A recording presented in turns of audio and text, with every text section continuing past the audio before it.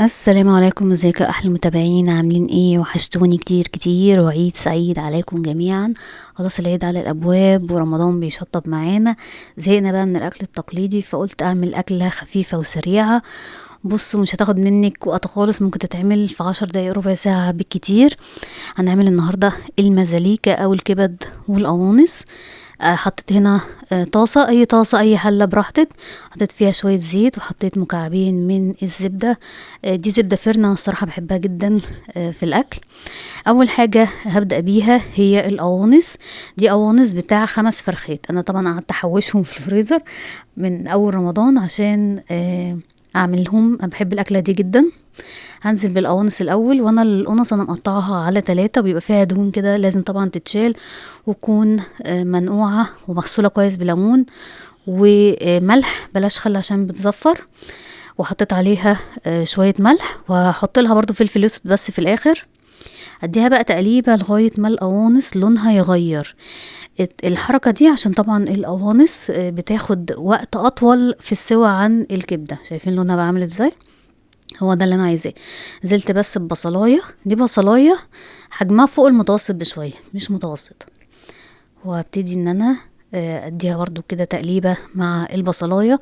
ممكن تحط طماطم على فكره، بس بتحمى على القلب كده مع الصيام، فما حطيتش طماطم او صلصه او اي حاجه. كام تقليبه كده، انا ما حطيتش اي ميه. هو البصل هو بينزل ميته وهيسويها.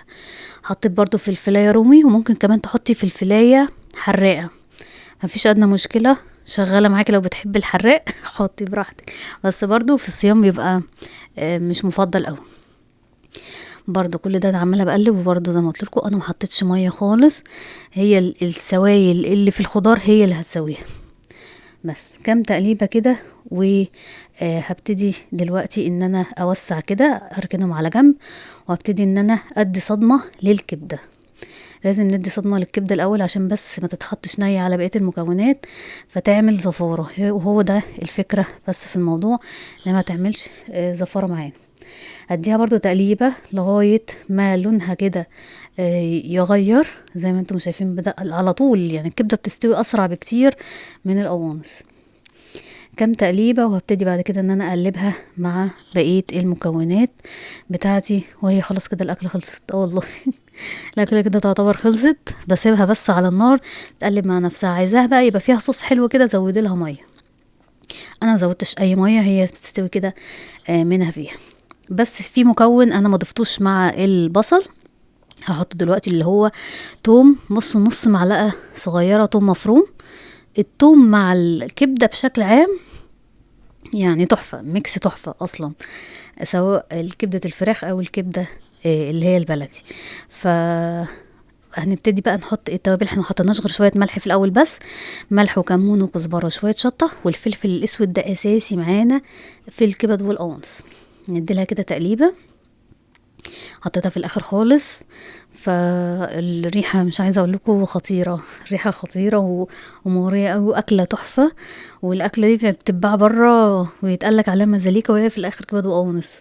فبس ده الاسم ايه الشهير بتاعها في المطاعم، اللي هي المزاليكا. انا حطيت كمان معلقه كبيره من الخل الابيض، برضو بيبقى في الاكله دي بيدي ريحه تحفه، بس انا حطيته في الاخر. تمام. وهنديها كده تقليبة، وهي كده تعتبر خلاص زي الفل. شايفين المية تقريبا المكونات شربتها كلها، وخلاص كده الأكلة بقت تمام معايا. زي ما قلت لك، عايزة تعملي جنبها رز أبيض، عايزة تعملي جنبها مكرونة بالصلصة، عايزة تعمل سندوتشات، شغالة معاكم في كل حاجة. هغرفها دلوقتي، وكده يبقى الأكلة بتاعتنا جهزت وزي الفل. فكل سنة وانتم طيبين، وعيد سعيد عليكم جميعا. وبجد بجد وحشتوني كتير كتير.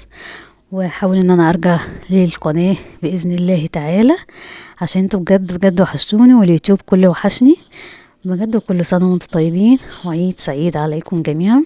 متنسوش تدعموني باللايك والشير والسبسكرايب، واي استفسار او تعليق اكتبولي تحت في التعليقات. يلا، سلام عليكم.